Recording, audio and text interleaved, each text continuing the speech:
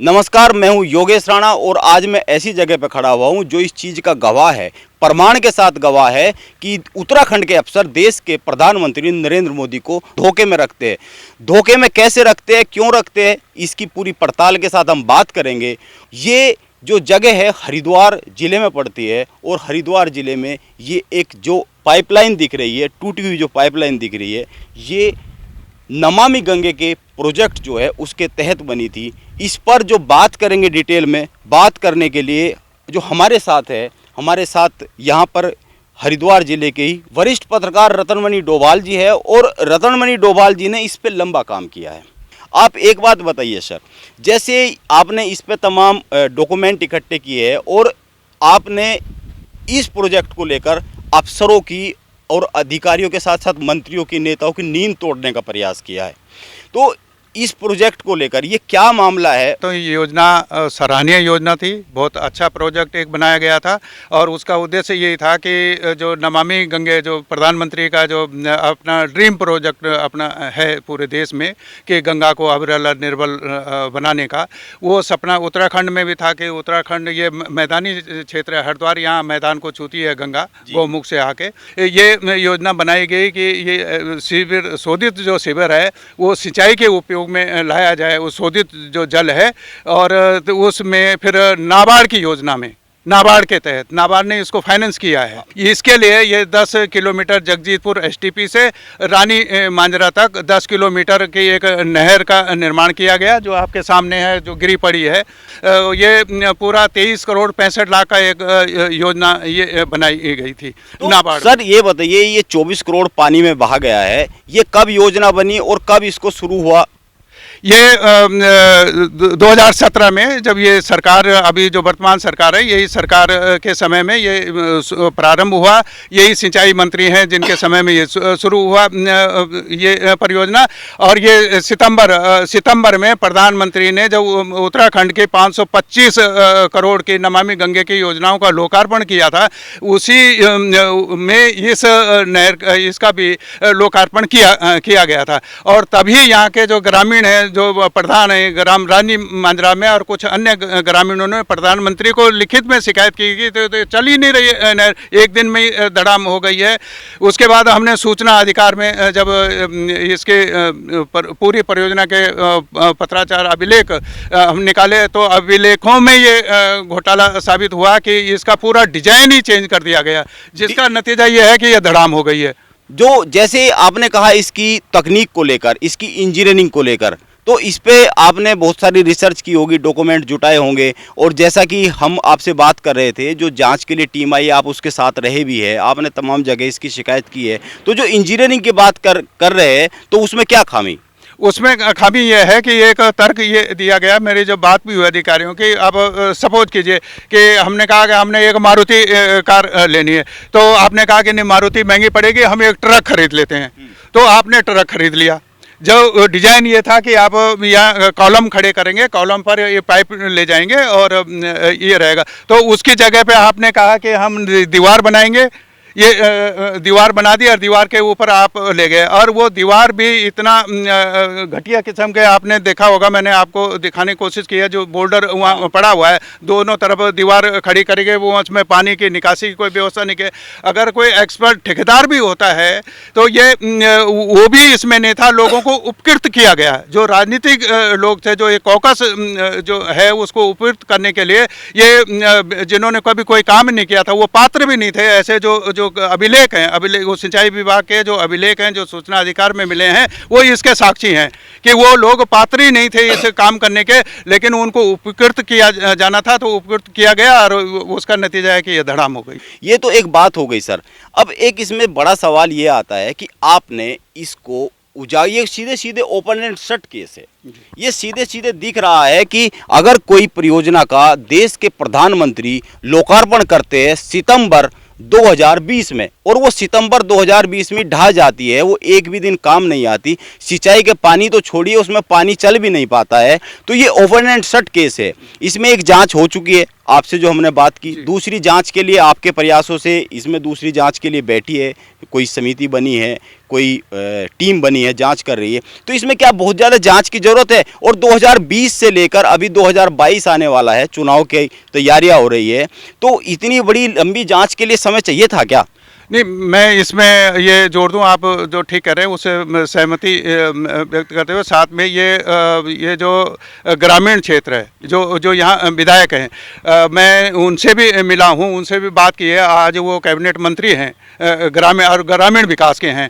उनसे जब मैंने ये जानकारी की कि आपके क्षेत्र में ये 24 करोड़ की नहर एक दिन भी चली नहीं, धड़ाम नहीं, तो उन्होंने भी ये कहा, बाइट दी है बाकायदा उन्होंने, और ये कहा कि नहीं, मैंने भी इसकी शिकायत की है। तो मैंने कहा, जब आपने शिकायत की तब आप विधायक थे और आप सरकार हैं, कैबिनेट मंत्री है, तो अब तो आपको देखना है। लेकिन वो भी देख के सब खामोश हैं। ग्रामीणों ने भी कई बार उनको कह दिया है। और इसके बाद ये हुआ कि हमने ये सब देखने के बाद अपने आप में मुझे लगता है कि ये बहुत बड़ा एक अपराध है। जनता का 24 करोड़ रुपया आपने इस तरह से बर्बाद कर दिया, धड़ाम हो गया, किसी को लाभ उसको नहीं मिला, और आपने प्रधानमंत्री को भी धोखा दिया है। सबसे बड़ी बात यह है कि वो जो सिंचाई मंत्री, आज भी सिंचाई मंत्री हैं, वो हरिद्वार के प्रभारी मंत्री भी रहे हैं। हर तीसरे महीने वो समीक्षा बैठकें हरिद्वार में करते रहे हैं, और उनके विभाग की ये हालत रहे तो उन्होंने क्या समीक्षा की होगी, इससे आप ये अंदाजा लगा सकते। तो ये बहुत बड़ा अपराध है, और इस सबके बावजूद जांच पे जांच की बात हो रही है, और किसी का बाल बांका नहीं हो रहा है। जो लोग थे जिन्होंने ये अपराध किया है, वो अपराध यहाँ से करके वो प्रमोशन पा गए और ऊंचे ओहदे पे चले गए। मैंने फिर पूरे जो डॉक्यूमेंट जो सिंचाई विभाग ने मुझे उपलब्ध कराए हैं सूचना अधिकार में, वो मैं मुख्यमंत्री को, जो धामी जी हैं, इनको 7 जुलाई को मैं भेज चुका हूँ। चीफ सेक्रेटरी को भेज चुका हूँ, रजिस्टर से भी, मेल से भी। आनंद वर्धन को भेज चुका हूँ, जो सिंचाई प्रमुख सचिव भी थे और मुख्यमंत्री के अपर मुख्य सचिव भी थे, उनको भेज चुका हूँ। नाबार्ड महाप्रबंधक को भेज चुका हूँ, वित्त सचिव को मैं भेज चुका हूँ, और सिंचाई सचिव को भेज चुका हूँ। और इस सब करने के बाद सिर्फ इतना हुआ है कि एक जांच समिति का गठन किया गया है, और उसमें ये आदेश सिंचाई सचिव ने किया है कि जो शिकायतकर्ता के साथ ये कमेटी निरीक्षण करेगी, और वो निरीक्षण 28 ये तो जो कमेटी बनी है वो निरीक्षण करने आई, देहरादून से आई होगी, तो उसके साथ आप थे? जी बिल्कुल, मैं निरीक्षण में साथ था उनके। और पूरे जो 10 किलोमीटर ये कम से कम सारी लाइन टूटी हुई है, लेकिन जो इसी स्थिति है, ये 5 जगह पे ये लाइन बिल्कुल खत्म है और चलने के लिए धाराशायी। अब इसमें एक षड्यंत्र ये किया जा रहा है कि किसी को दंडित करने के बजाय इसको ये किया जा रहा है कि किसी तरह से इसको दोबारा से खड़ा कर दिया जाए।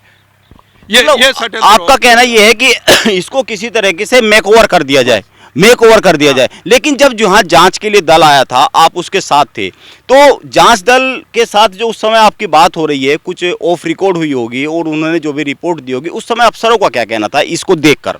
मुख्य बात इसमें जो रह जाती है, आपने मुझे याद दिला दिया, जो यहाँ पर जो मुख्य अभियंता थे सिंचाई विभाग के, जिन्होंने इसका पहले निरीक्षण किया था जब ये निर्माण चल रहा था, दिनेश चंद्रा ने 11 बिंदुओं का अधिशासी अभियंता को और अधीक्षण अभियंता को एक पत्र लिखा है। उन्होंने मौके पे कि मैंने इसका निरीक्षण किया है, और 11 बिंदुओं पे उन्होंने स्पष्टीकरण तरफ किया है। उन्होंने कहा कि ये गैर तकनीकी है, गैर लाभकारी है, और इसको तत्काल बंद कर दिया जाए। ये उन्होंने अपने पत्र में लिखा है, वो मेरे पास मौजूद है सारा रिकॉर्ड सर्टिफाइड जो सूचना अधिकार। किसको बंद कर दिया जाए? ये इस काम को बंद किया था उन्होंने, जो ये दीवार बनाई, क्योंकि इन्होंने डिजाइन चेंज कर दिया था कि भाई दीवार तो थी नहीं, उसमें तो कॉलम पे वो बनना था।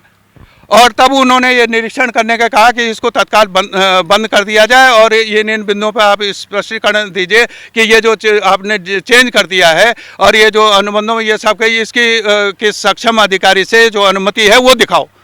तो उसके बाद वो यानी डिजाइन चेंज करने की जो अनुमति है वो दिखाओ। हाँ, वो किससे आपने अनुमति ली? वो अपने से ऊपर, अगर आप ये बना रहे हैं, मारुति खरीदने के बाद में आपने ट्रक खरीद लिया है, तो उसकी अनुमति तो किसी से लेंगे। आप ये देखिए कितना बड़ा, मतलब ये घोटाले की नींव जो है ना, इस काम को शुरू होने से पहले ही रखी गई। एक इंजीनियरिंग होती है किसी भी काम की, और उस इंजीनियरिंग, ये सफलता के लिए वो पैमाना होता है किसी भी काम का।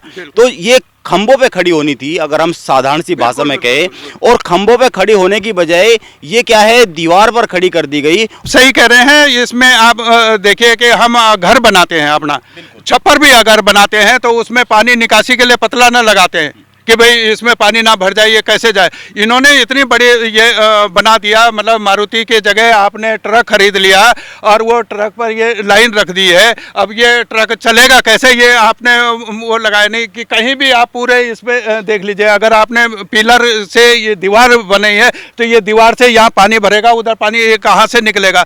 आप पुलों पर आप जाइए कि हमारे जो रेलवे का पुल है 135 साल का, वो राखी चूने के पुल हैं जो ब्रिटिश काल के बने हुए हैं, वो आज भी उनमें रेल दौड़ रही है, माल गाड़ियाँ दौड़ रही हैं। और आपकी 24 करोड़ की जो लाइन नहर आपने बनाई है वो एक दिन भी चली नहीं है, वो धड़ाम हो गई है और किसी का बाल बाका नहीं हो रहा। ये सबसे बड़ी बात ये है। ये डोभाल जी ने बहुत बड़ा सवाल उठाया है कि यहाँ 100 साल 125 साल पुराना एक स्ट्रक्चर खड़ा हुआ है, पुल बने हुए, वो गिरे नहीं है और ये 15 दिन में, 20 दिन में, 1 महीने में गिर जाती है। तो एक चीज बताइए सर आप कि सीधे सीधे इसको प्रधानमंत्री जी ने इसका लोकार्पण किया है, इसको देश के प्रधानमंत्री को धोखा देना कहेंगे कि नहीं कहेंगे? निश्चित रूप से बहुत बड़ा धोखा है। धोखा तो देश को भी धोखा है, गंगा के साथ भी खिलवाड़ है, उसके साथ भी धोखा है। जो रोज ये गंगा के जो खाते हैं और अधिकारी वगैरह, ये सरकार सबके साथ धोखा है। सबसे बड़ी बात ये किसी के पैसा, ये आम जनता का पैसा है और उस पैसे की ये बर्बादी है और उस बर्बादी के लिए कोई जिम्मेदार नहीं है। सब ये बड़ी बात है। इसमें एक और बड़ा सवाल बनता है सर कि मां गंगा को निर्मल करने के लिए ये प्रोजेक्ट था। जब ये प्रोजेक्ट ढह गया तो जो गंदगी मां गंगा में जा रही थी वो अब जा रही है कि नहीं जा रही है? नहीं, बिल्कुल वहीं जा रही है। कहाँ जाएगा फिर? जल तो जाना ही है उसने, गंगा में जाना है। आप कहें कि नहीं जा रहा है, उससे तो वो बात बन नहीं जाएगी। जाहिर सी बात है, वो जाएगी गंगा में जाएगा वो। तो ये जो पड़ताल है हकीकत उत्तराखंड की, ये हमारी जारी रहेगी और इसी तरह के मामले सामने लाना हमारी जिम्मेदारी बनती है, क्योंकि एक जिम्मेदार नागरिक का और एक जिम्मेदार पत्रकार का ये कर्तव्य है। तो मिलते हैं अगली रिपोर्ट के साथ।